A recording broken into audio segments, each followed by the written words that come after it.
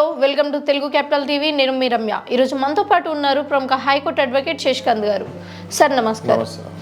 Sir, Revathi ఏమో తిరిగి రాని లోకాలకి వెళ్ళిపోయింది. వాళ్ళ కొడుకేమో అసలు అతని గురించి ఏం చెప్పట్లేదు, డాక్టర్స్ ఎలా ఉన్నాడు ఏంటి అన్నది. కేవలం అల్లు అర్జున్ ఒక్కరోజు కోర్టుకి వెళ్తేనే ఇంత రచ్చరచ్చ చేస్తున్నారే. సినీ ప్రముఖులందరూ కూడా అతనికి సపోర్ట్గా ఉన్నారు. అసలు దీన్ని ఎలా చూడాలి?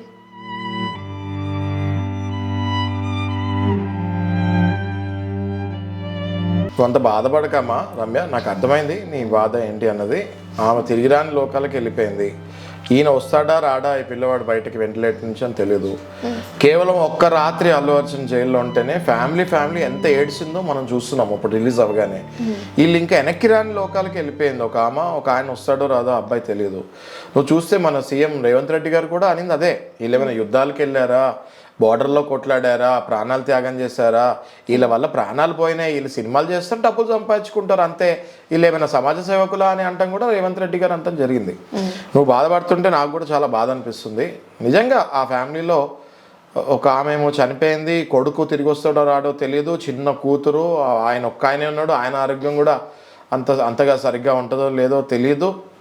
ఇక్కడ చూస్తే అల్లు అర్జున్ రిలీజ్ అయిన తర్వాత ప్రెస్ మీట్కి చెప్పింది ఏంటి అంటే చాలా సింపుల్గా, నేను 20 ఏళ్ళ నుంచి వెళ్తున్నాను, నేను 30 సినిమాలు చూస్తుంటాను, అందులో ఒక్కసారి కూడా ఇలా అవ్వలేదు, ఇది యాక్సిడెంట్, ఇది నేను కావాలని చేయలేదు అంటున్నాడు. నువ్వు 20 ఏళ్ళ క్రితం నీ స్టేటస్ ఏంటి, ఇప్పుడు నీ స్టేటస్ ఏంటి?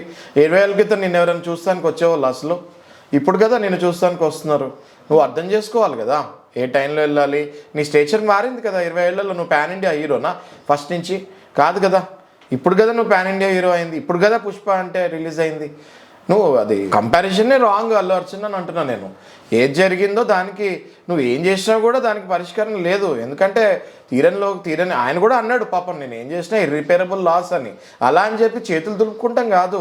మీడియా సమక్షాన ఫ్యామిలీని కూర్చోబెట్టుకొని సంతాప సభ పెట్టి క్షమించమని అడిగి వాళ్ళకి 25 లక్షలు ఏదో ముష్టేసినట్టు 25 లక్షలు లేకుండా వాళ్ళకి ఒక 3 కోట్లైనా ఇచ్చి నెలకింత ఆదాయం చూస్తున్నట్టు ఆ చనిపోయిన రేవతి పేరు మీద మా అసోసియేషన్ దగ్గర నుంచి ఏదైనా రిజల్యూషన్ తీసుకొని ఏదైనా ట్రస్ట్ మెమరీయో ఏదైనా పెట్టి ఇలాంటివి ఏమైనా చేసి సినీ ఇండస్ట్రీ మొత్తం ఇలా మేము ఫ్యాన్స్ వెనకాల ఉంటాం. చనిపోయింది ఎవరు?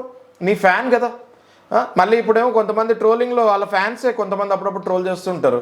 అరే మీరు చనిపోతే మీకు 0 ఇచ్చాడు ఆయన, మళ్ళీ మీరు ట్రోల్ చేస్తున్నారు. ఒక ట్రోల్ చేసే ఫ్యాన్ లాంటి వాడు ఎవరైనా చచ్చిపోతే వాళ్ళకి 0 ఇస్తున్నాడు. అది కాదు కదా.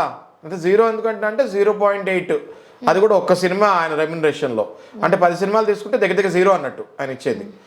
చాలా రాంగ్ కదా. నువ్వేం బాధపడకమ్మా, తప్పకుండా తగిన న్యాయం వస్తుందని న్యాయస్థానం పట్ల నాకు ఎంతో నమ్మకం ఉంది.